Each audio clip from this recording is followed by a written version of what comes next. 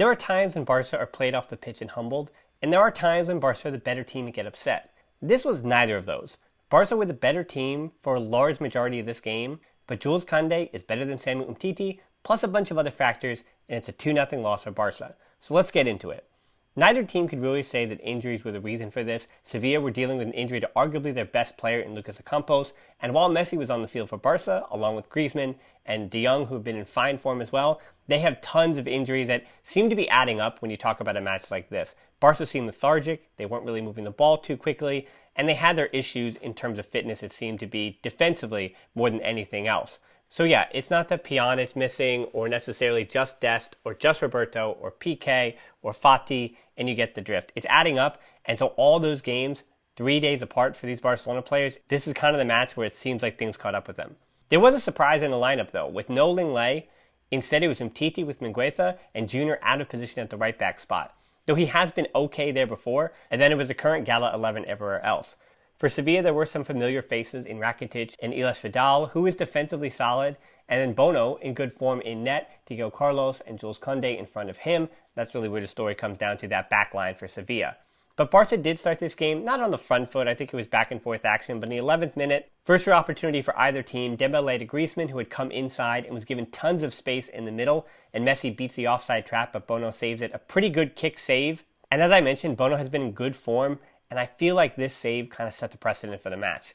25th minute, though, is the first time that any team truly breaks through. Obviously, it's through that Sevilla goal from Koundé. Up from the back line, he just kept running forward. And what a run it was. Sees Messi not tracking him, so he keeps on going. Evades a Griezmann tackle, works the wall pass with Fernando, who's shielding off Busquets, then dribbles right through Umtiti and beat Ter Stegen.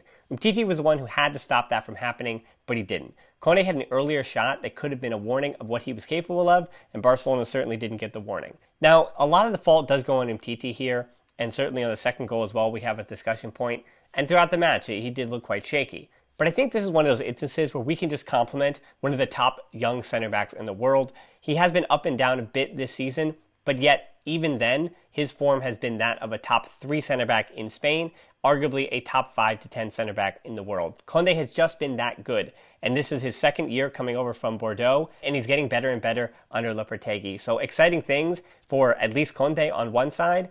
And it's one of those things where Barcelona, when they've dipped for center backs in the past, it was Umtiti, which was a great buy at the time. Lenglet, they go get him from Sevilla, great buy at the time. But Koundé now way outside of Barca's price range, so I would keep dreaming on a player like Koundé coming to Barcelona, but certainly showing his full arsenal. And this is arguably as well, not only the best run, the best goal he's ever scored, but arguably the best match of his career. That's how good Koundé was in this match.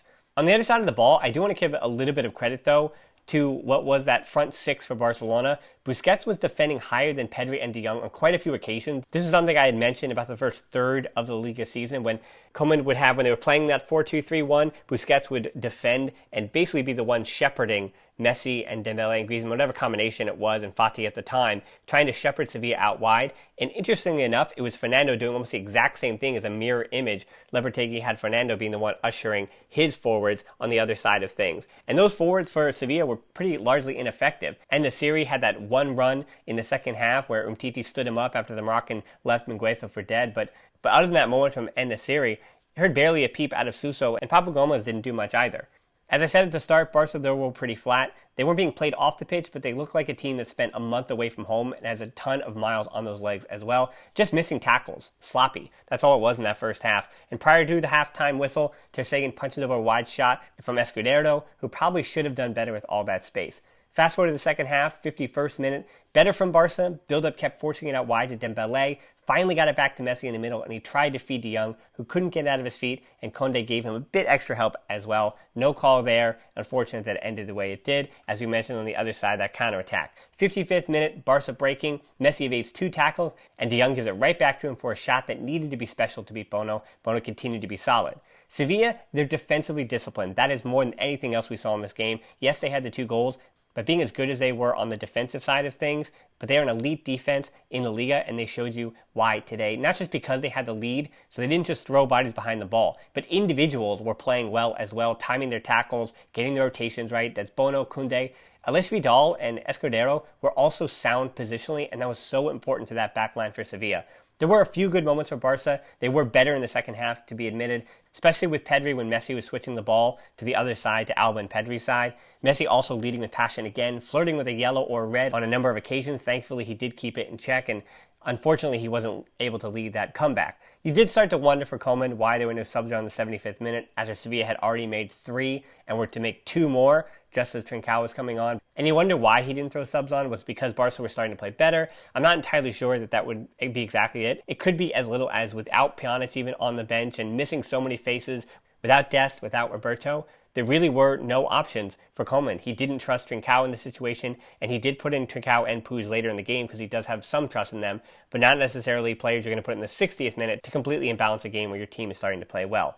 And I understood why he wanted to keep Busquets, De Jong, and Pedri on together for a while. Sevilla's midfield were neutralizing Barca, but I think it was even for even. If it was a boxing match, it would come down to who had landed the most punches. I don't think Rakitic, Jordan, and Fernando were better than Busquets, De Jong, and Pedri, and that's why this was fairly even, sans that Koundé wonder goal. Barca did have a penalty shot when Alba was brought down in the second half. The continuation of the ball from outside of the penalty box when the contact began means it's not a penalty. I guess that's the rule. I guess that's what they went with, so it wound up being just a free kick outside the box from a difficult angle that Messi still almost made something out of. 84th minute Puig for Pedri, so like for like. As I said, not a bad game from Pedri at all. Seemed a bit tired, as did De Jong, and Sevilla were doing a good job using their wing backs and their wingers to stretch out that midfield. So Pedri had a lot of work to do, and I don't think he was poor in this game. 85th minute, Rakitic scores, puts a nail in the coffin, at least for this leg.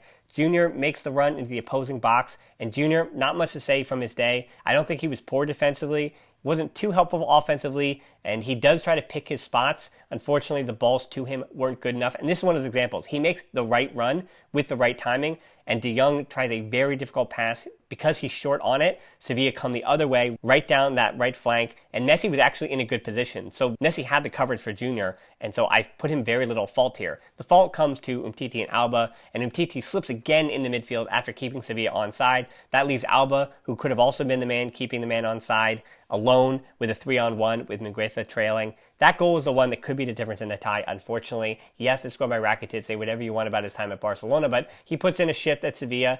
And unlike at Barcelona, when he was expected to do more, at Sevilla he's expected to just be himself, and that's exactly who he was today. So the effort that Rakitic puts in leads to a goal for him. Trincao comes on late for Umtiti, but too little, too late. Trincao doesn't really get in the match, coming in almost in stoppage time. In 91st minute, speaking of stoppage time, Bono saves another Messi shot, and that winds up being it. So yeah, a bit of disappointment in this, but certainly not a humbling performance.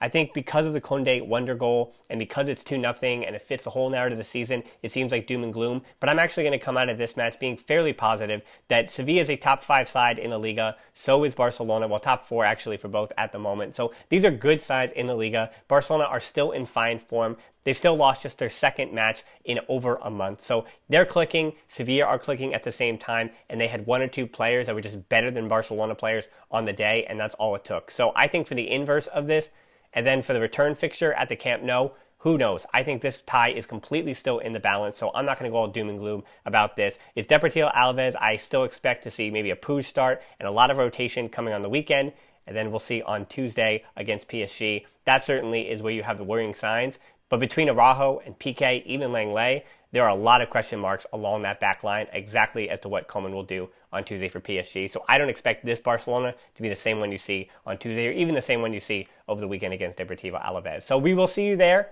but we do have a podcast before that, so make sure you check that out. And as always, until next time, Forza Barca.